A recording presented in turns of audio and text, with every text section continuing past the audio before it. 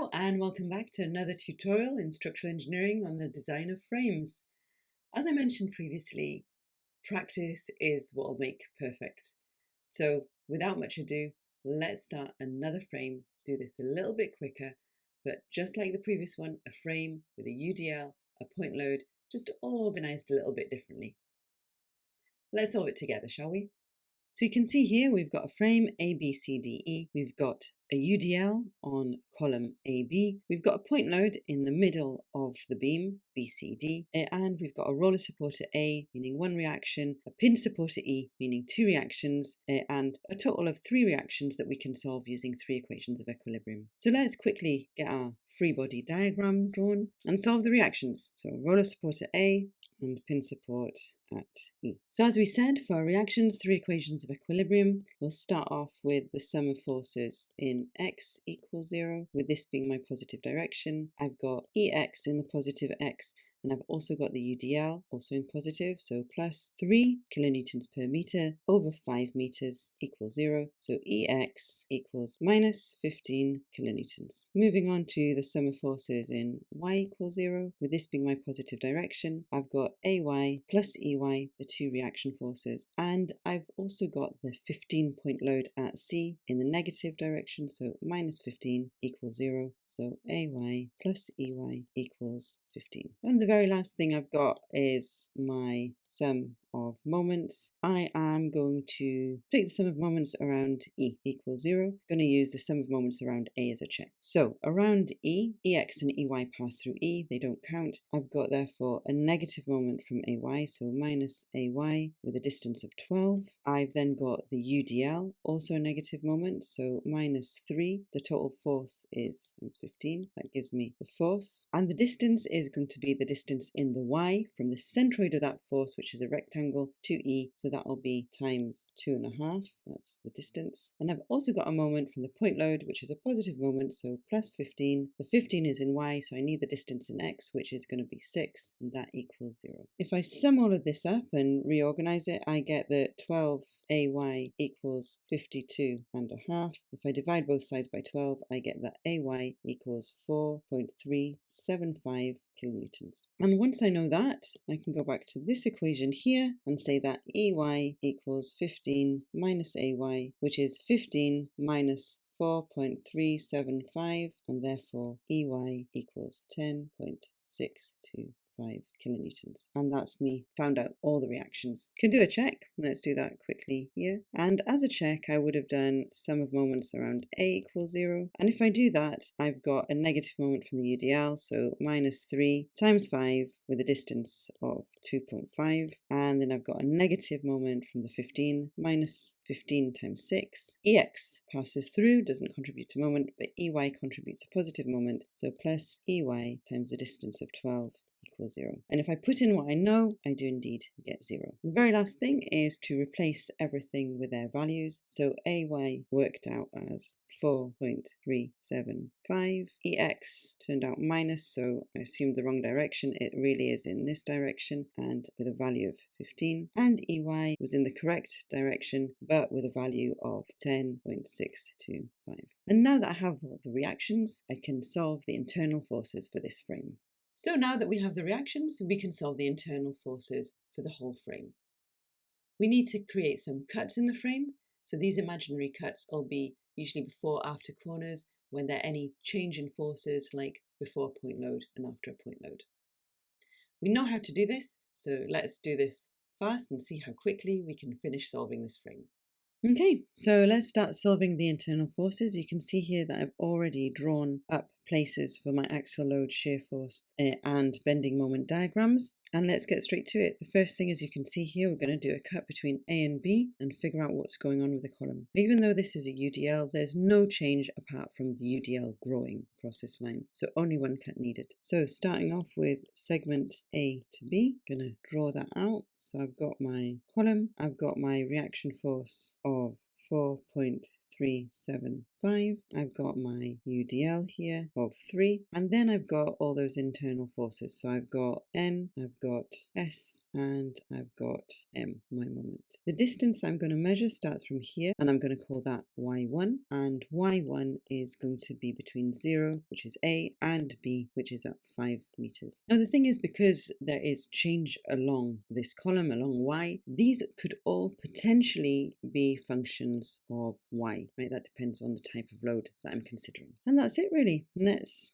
get straight into it. So let's start off with the sum of forces in x equals 0, with this being x. In x, I've got the shear force, positive, plus I've got 3 times whatever the distance is, so 3y1 equals 0. So it works out that the shear force equals minus 3y1. And I really want to know what happens when y1 equals 0, I'm at point A, and what happens when y1 equals 5 meters, and I'm at point B. So at 0 I get 0, and at 5 I get minus 15 kilonewtons. And that's the shear force done. Moving on to sum of forces in the y direction equals 0. Here I've got N, the axial load where I cut, function of y1 potentially, plus 4.375, nothing else in the y direction, so that equals 0, and N, the axial force, is a constant of minus 4.375 kilonewtons. So let's quickly just draw these two on. So here I've got a negative axial load of 4.375, and here for the shear force, I started at 0 and I got to minus 15, so 15 here, and this is a straight line. You can see that because my equation is 3y. It's just a straight line. And the last thing I need to do is sum of moments at the cut equals 0, and at the cut I've got a moment, which is the internal moment, needs to be balanced out by the UDL because that's the only thing contributing to moment. So I've got here plus, because it's a positive moment, 3 times y, that'll be the force, times y1 over 2, which is the distance, equals 0. So my moment is minus 1.5 y1 squared. You can tell that this is parabolic, and at A, when y1 equals 0, I get 0, and at B, when y1 equals 5 meters, I get minus 37.5 kilonewton meters. Now I assumed that the moment went like this, which was mean pulling on the internal side, creating elongation, creating tension, and pushing on this side. In actual fact, it was not like that. So really what I have is a moment going like this, pulling here, pushing here. So tension is on the outside. So I know that I can draw this moment with 0 here and with 37.5 on this side. It's a parabola. There's no min and max because the shear force hasn't passed through 0. Okay. And just a reminder, as a rule of thumb, I can look at the column in this case as a sail and the UDL as wind, and I can see that this is the shape that I would get. Now that I know what the internal forces are at B, I want to look at that corner. So this is the column. I'm not going to draw out the UDL and the reactions, but what I do want to draw out is what happens at the end. So in terms of the external forces, what I had was I had a force of 4.375 in this direction. I had a force of 15 in this direction, so you can see I'm drawing them all in their correct directions, which means I can get rid of the signs, and I had a moment of 37.5 in this direction. And that means when I come to turn the corner, and this is now BC starting, so essentially this is where x1 starts, and x1 is going to be in between 0 and 6 meters, so from B to C, I need to take all those forces and use the same values but the opposite directions, right? So this will be 15 here, I'm going to have 4.375 here, and I'm going to have a moment of 37.5 here. Now you can see here that when I close this corner, everything disappears because these are internal forces, but now I have the internal forces at the other side of B. I can ignore everything that happened before because these are now in equilibrium. So let's get rid of this and just look now at segment BC. The only thing that's missing, obviously, are the internal forces somewhere along the cut. So I've got N, potentially a function of x1. I've got S, potentially a function of s1. And I've got my moment, M, potentially a function of x1. And that's it. Let's immediately start off by doing sum of forces in the x direction equals 0. I've got 15 plus n x1 equals 0. So I can see that n x1, my axial load, is going to be minus 15 kilonewtons. So it's a constant. I'm just going to draw that on immediately. So minus 15. Moving on to do sum of forces in y equals 0. In y, I've got 4.375 the positive direction, minus S, nothing else. So S, the shear force, is also a constant, but of 4.375 kilonewtons. So just draw that there. And the last thing to solve is the moment at the cut. So sum of moment at the cut equals 0. And at the cut, I've got the moment that I've exposed, which is positive, and plus 37.5 kilonewton meters. That's the moment I exposed it at B. And I've also got a contribution from that shear force at B, which gives me a negative moment. So minus 4.375 times x1, that equals 0. Can reorganize everything, so mx1 equals 4.375 x1 minus 37.5. Two interesting points. What happens when x1 equals 0? So I'm at point B. What happens when x1 equals 6 meters? So I'm at C. At 0, I get minus 37.5, exactly what I'm expecting, right? Because there has been no change in moment. So I start here at 37.5 and I end it at 6 meters with minus 11.25 kilonewton meters, which means I come somewhere here and I draw a straight line. So this is a straight line here. And straight because I can see that the function is a function of x. And that's it. I've solved the first part of this beam. Now for segment C to D, what I'm going to do is I'm actually not going to transfer the loads again. I'm going to do it in a different way. And by that I mean I'm just going to look at exactly the same thing. So I'm starting at B. At C, I'm adding my force of 15 kilonewton. And I'm going to start the next bit of the beam from here. So I'm not going to look at what happens at C. I'm just going to start from B. This is another way of doing it. And we did that in the first example. So up in here till here, I've got 6 meters, and from here x2 starts, and x2 is between 0 and 6 meters. And the only thing I'm missing now is drawing my internal forces. So N x2, S x2, and M x2. And that's it, 3 equations. Let's get to it. So starting off with the sum of forces in x equals 0, I've got 15 in the positive x direction plus N x2 also in the positive direction equals 0. So I can see that the axial force just continues to be minus 15 kilonewtons. And I can just add that on here straight away. So minus 15. Moving on to the sum of forces in y equals 0. I've got 4.375 at B, positive. I've got minus 15 at C, and I've got minus S x2 at the cut. And that needs to equal 0. So S x2 works out as a constant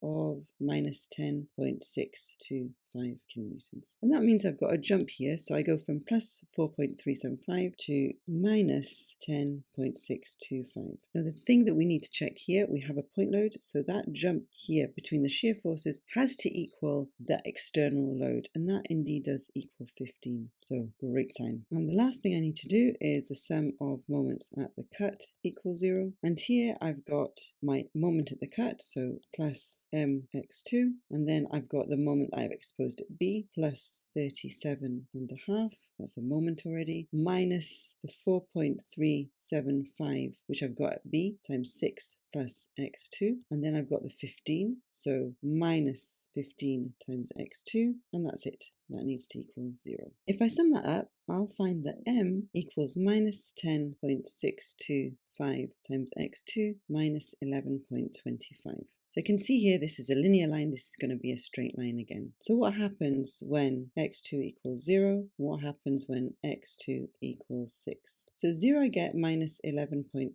It's exactly what I've got here. There's no jump, kilonewton meters. That's excellent. And here, when I'm at 6, when I'm at D, I get minus 75 kilonewton meters. Something like that. Say that is roughly 75. And I've got a straight line going between them. And that is the beam finished. And now for my column, I'm going to do something a bit different once again. This time I'm going to go from E to D. So I'm going to draw out my column. I've got these two reaction forces, 15 and 10.625. Going to do my cut somewhere between E and D, which means that my distance here is y2, and y2 is between 0 and 5 meters, and at my cut I've got my forces, so I've got N, S and my moment, and the last 3 equations to finish this off. So sum of forces in x equals 0, so I've got minus S minus 15 equals 0, so S is going to be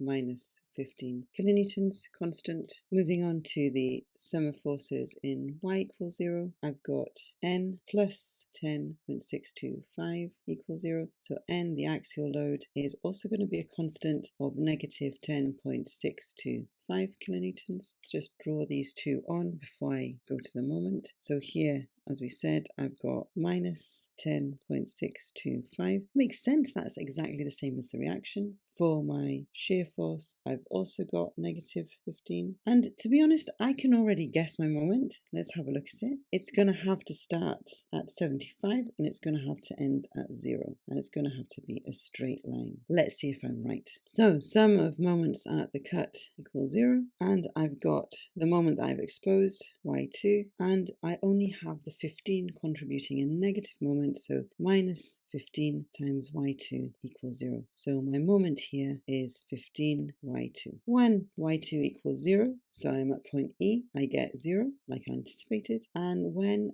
y2 equals 5, so I'm at point D, I get 75. If I look at how I drew it, I assumed that the moment was like that, so tension on this side. It turns out it is like that, so that is correct. And that means that my assumption before actually solving it, that I have here 75 and 0 on this side, is correct. And let's just have a quick look at our results. So if I look at the results, I can see here that the axial load on both columns are exactly the same as the reaction forces. That makes sense. In terms of the shear force, I can see that when I get to C, so there's that load of 15, I get a jump of 15, and at that point I also have my minimum moment, right? I pass through 0 and get my minimum there. I move on to 75. The corners all match up in terms of the moment. Parabola on this column where I have a UDL, and straight lines everywhere else where everything is just a function of x and y. And that's it. We've solved this. And that's it. We've solved another frame. Hopefully this is getting a bit quicker for you and a bit more intuitive. And hopefully you can start seeing trends like we did at the end with the moment before you actually have to solve the equations. It's always good to try and rely on your knowledge and what you think is going to happen before you solve the equations to make sure that any maths doesn't get in the way of a right answer. We'll do some more frames in the future. We'll complicate things up with hinges. So join me for more structural engineering. Bye for now.